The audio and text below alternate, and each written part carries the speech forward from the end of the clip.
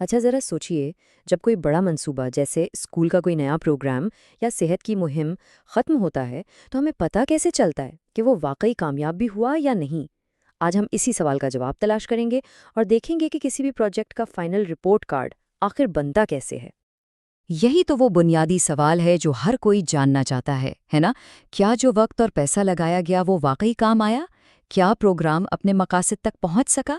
इसका जवाब एक खास किस्म की जांच पड़ताल में छुपा हुआ है। और इसे समझने का सबसे आसान तरीका ये है कि इसे प्रोग्राम का फाइनल रिपोर्ट कार्ड समझ लें। बिल्कुल वैसे ही जैसे एक तालिब इल्म का सालाना नतीजा बताता है कि उसने कैसा परफॉर्म किया, ये रिपोर्ट कार्ड हमें मंसूबे की मजमूई कारकर्दगी का हाल बताता है।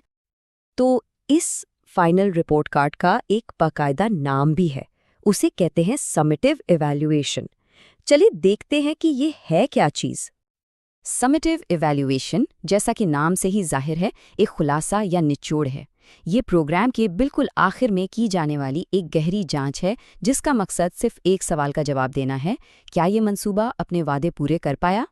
इसके 3 बड़े मकासद हैं और ये सब आपस में जुड़े हुए हैं। सबसे पहले तो ये देखना कि ठोस नताइज क्या निकले, फिर इन नताइज की बुनियाद पर यह फैसला करना कि प्रोग्राम कितना मौसर था, और सबसे अहम, इस सारी सीख को इस्तेमाल करके मुस्तकबिल के मंसूबों को और बेहतर बनाना।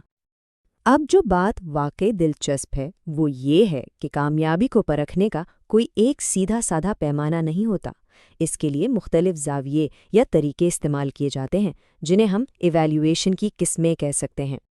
ये टेबल इन तीनों तरीकों का एक बेहतरीन खुलासा पेश करता है। पहली है आउटकम इवैल्यूएशन, जो ये पूछती है क्या प्रोग्राम में हिस्सा लेने वालों में कोई तब्दीली आई। फिर है इम्पैक्ट इवैल्यूएशन, जो बड़े पैमाने पर देखती है क्या इससे पूरे मुआशरे पर कोई असर पड़ा।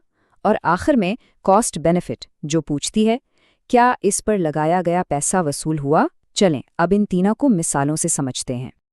ठीक है, तो अब इन बातों को हकीकी दुनिया में लेकर चलते हैं, देखते हैं कि अमली तौर पर ये इवैल्यूएशन कैसी नज़र आती है। तो पहली किस्म है आउटकम इवैल्यूएशन। ये सिर्फ और सिर्फ इस बात पर तवज्जो देती है कि प्रोग्राम में हिस्सा लेने वाले लोगों पर बराह रास्त क्या असर पड़ा। क्या उनके इल्म, महारत या रवैये में कोई फ़र्क आया। जैसे फ़र्ज़ करें कि एक स्कूल में बच्चों की पढ़ाई बेहतर करने का प्रोग्राम शुरू किया गया। उसकी आउटकम इवैल्यूएशन ये देखेगी कि क्या वाकई बच्चों की पढ़ने की रफ्तार या समझ में कोई बेहतरी आई। इसका जवाब हमें उनके टेस्ट के नताइज और असातिज़ा के मुशाहदात से मिल जाएगा। अब हम एक कदम आगे बढ़ते हैं। इम्पैक्ट इवैल्यूएशन सिर्फ शुरका को नहीं देखती, बल्कि ये पूरे मुआशरे या कम्युनिटी पर पड़ने वाले बड़े और लंबे अरसे तक रहने वाले असरात का जायज़ा लेती है। इसकी सबसे अच्छी मिसाल एक वैक्सीनेशन मुहिम है। उसकी इम्पैक्ट एवैल्यूएशन में ये देखा जाएगा कि क्या मुहिम के बाद पूरे इलाके में बीमारी की शरह कम हुई। इसके लिए सेहत के मराकज़ से तवील मुद्दती डेटा इकट्ठा किया जाएगा। और तीसरा ज़ाविया है पैसों का। ये एवैल्यूएशन सिर्फ ये देखती है कि क्या प्रोग्राम माशी तौर पर फ़ायदेमंद था, यानी जो फ़वाइद हुए क्या वो लागत से ज़्यादा थे।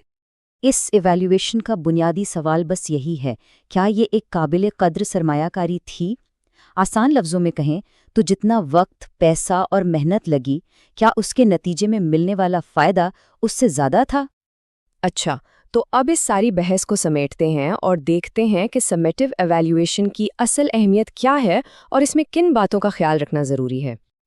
तो इसका फ़ायदा क्या है और चैलेंजेस क्या हैं। सबसे बड़ा फ़ायदा तो ये है कि इससे एहतिसाब होता है और मुस्तकबिल के लिए ठोस सबूत मिलते हैं। लेकिन इसकी एक हद भी है, चूँकि ये बिल्कुल आखिर में होती है, इसलिए प्रोग्राम के दौरान कुछ गड़बड़ हो तो उसे ठीक नहीं किया जा सकता। और हाँ, इसमें वक्त और वसाइल भी काफ़ी लगते हैं।